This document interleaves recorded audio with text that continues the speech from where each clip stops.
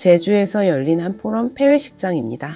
마이크를 잡은 사람은 대한상공회의소 회장입니다. 그런데 이날 나온 발언 하나가 많은 분들의 귀를 붙잡았습니다. SK하이닉스 주식을 샀다 팔다 하지 마시고 가만히 갖고 계시라. 재계를 대표하는 인물이 특정 종목에 대해 이렇게 직접적으로 언급하는 일은 흔치 않습니다. 그래서 더 궁금해집니다. 왜 하필 지금 이런 말이 나왔을까요? 단순히 반도체 경기를 낙관해서일까요? 아니면 이 안에 우리가 놓치고 있는 더 큰 흐름이 숨어 있는 것일까요? 오늘 이야기는 반도체 주식 하나의 이야기가 아닙니다. 퇴직연금과 국민연금, 그리고 우리나라 경제 전략 전체가 어디로 가고 있는지를 함께 짚어보는 이야기입니다. 특히 반도체 관련 자산을 직접 또는 간접적으로 갖고 계신 분이라면 끝까지 보실 필요가 있습니다. 지금까지의 핵심을 한 문장으로 정리하면 이렇습니다.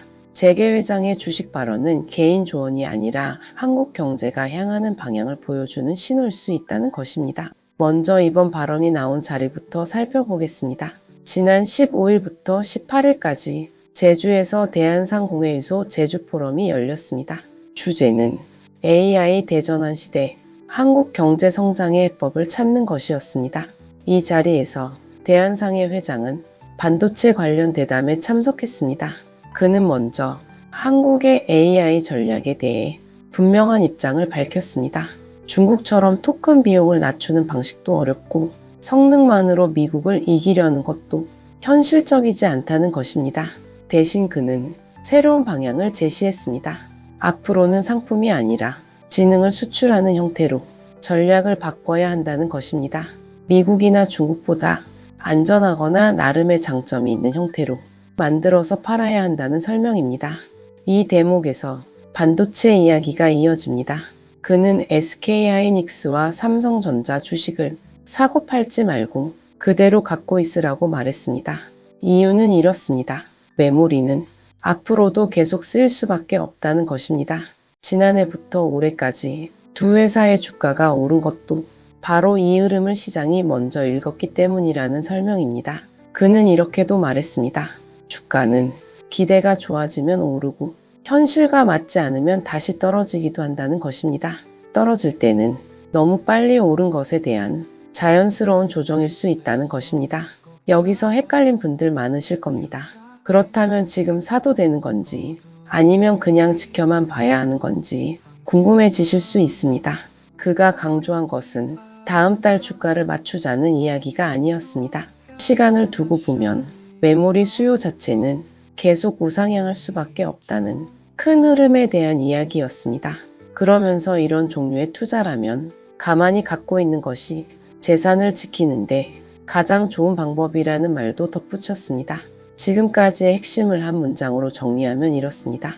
반도체 발언의 핵심은 단기 시세가 아니라 메모리 수요라는 구조적 흐름에 있다는 것입니다. 그런데 이날 포럼에서는 반도체 이야기만 나온 것이 아닙니다. 정부 고위 인사들의 발언에서도 비슷한 위기감이 함께 읽혔습니다. 산업통상부 장관은 반도체 호황이라고 해서 사회 전체가 호황은 아니라고 말했습니다. 호황이 계속되는 비즈니스는 없다는 것이 역사의 진리라는 설명입니다. 그는 우리 경제가 반전하느냐 마느냐의 갈림길에 서 있다며 승부처로 인공지능, 지방, 생태계를 꼽았습니다. 특히 우리나라 인구가 5천만 명에서 계속 줄고 있고 전 세계 수출 시장에서 우리 비중은 3에서 4% 수준이라는 점도 언급했습니다. 바꿔 말하면 97%는 아직 진출할 수 있는 시장이라는 뜻입니다. 문화체육관광부 장관은 K컬처를 언급하며 AI가 K컬처에도 엄청난 기회가 될 수 있다고 말했습니다. 이렇게 하루 사이 반도체와 AI, 인구, 수출까지 여러 이야기가 한자리에서 쏟아졌습니다.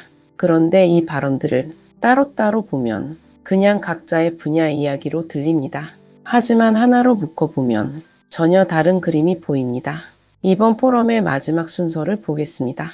대한상회 회장은 폐회사에서 이런 말을 남겼습니다. 행복을 만들어 주변 사회에 뿌리는 것이 기업을 하는 목적이라는 것입니다. 그리고 나 혼자서 무언가를 하기는 생각보다 쉽지 않다고도 했습니다. 그러면서 십시일반 힘을 모으면 대한민국을 바꾸는 원동력이 될 것이라고 말했습니다. 언뜻 들으면 의례적인 마무리 인사처럼 들립니다. 그런데 앞선 발언들과 이 말을 함께 놓고 보면 결이 다르게 읽힙니다. 그는 이날 자리에서 지역 문제도 함께 언급했습니다. 사람이 떠나는 지역을 어떻게 살릴 것인지에 대한 고민입니다. 우리나라는 전국이 5시간이면 이동할 수 있는 나라라며 시공간 개념을 더 풀면 지역 문제도 풀릴 수 있다고 했습니다. 또한 지역 기업의 AI 전환에 대해서도 현실적인 조언을 남겼습니다. 나이 드신 사장님들이 AI 용어를 어려워하실 수 있으니 통역사를 두시라는 것입니다. 부끄러워할 일이 아니라는 말도 함께 덧붙였습니다. 여기서 진짜 포인트가 드러납니다. 이번 포럼에서 나온 이야기들은 사실 서로 다른 주제가 아니었습니다. 반도체도, 지방 소멸도, AI 전환도 결국 하나의 질문으로 연결되고 있었습니다. 한국이라는 나라가 인구는 줄고 내수는 좁은 상황에서 무엇으로 다음 시대를 버텨낼 것인가라는 질문입니다. 그 답으로 제시된 것이 메모리 반도체라는 확실한 기술 자산은 그대로 지키고 AI라는 새로운 무기는 지능 수출이라는 낯선 형태로 새로 만들어 가야 한다는 전략입니다.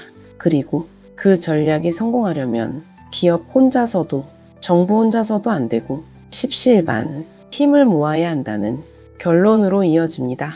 이 대목에서 국회의장까지 포럼에 처음으로 참석해 입법으로 뒷받침하겠다고 밝힌 것도 같은 맥락으로 볼 수 있습니다. 기업과 정부, 국회가 같은 자리에서 같은 방향을 이야기했다는 것. 이것이 이번 포럼에서 많은 분들이 가장 놓치기 쉬운 부분입니다. 지금까지의 핵심을 한 문장으로 정리하면 이렇습니다. 이번 발언들의 진짜 의미는 반도체를 지키면서 동시에 AI라는 새 수출 전략으로 옮겨가려는 국가 차원의 방향 전환이라는 것입니다. 이번 발언을 두고 평가는 다양할 수 있습니다. 한쪽에서는 재계 인사의 자연스러운 덕담으로 받아들일 수 있습니다. 다른 한쪽에서는 한국 경제의 다음 방향을 미리 보여준 신호로 읽을 수도 있습니다. 어느 쪽이 완전히 맞다고 지금 단정하기는 어렵습니다. 다만 분명한 사실 하나는 있습니다. 메모리 반도체가 앞으로도 오랫동안 한국 경제의 중요한 축이 될 것이라는 점에는 정부와 재계 모두가 같은 방향을 보고 있다는 것입니다. 동시에 그 다음 축을 지능 수출이라는 새로운 형태로 준비해야 한다는 것도 이번 포럼이 남긴 분명한 메시지입니다.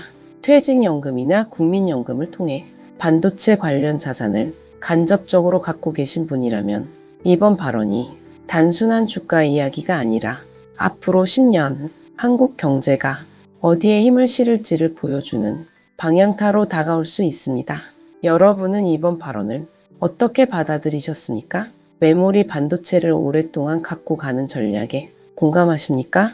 아니면 지금이야말로 변화에 대비해야 할 시점이라고 생각하십니까? 혹시 여러분의 퇴직연금이나 자산 안에 반도체 관련 비중이 얼마나 되는지 확인해 보신 적 있으신지도 댓글로 함께 나눠주시면 좋겠습니다. 다음 영상에서는 지능 수출이라는 말이 구체적으로 어떤 산업과 기업에게 기회가 될 수 있는지를 데이터와 함께 짚어보겠습니다. 구독과 좋아요는 한 번 더 생각해 보게 만드는 힘이 됩니다. 오늘도 행복한 하루 되세요. 감사합니다.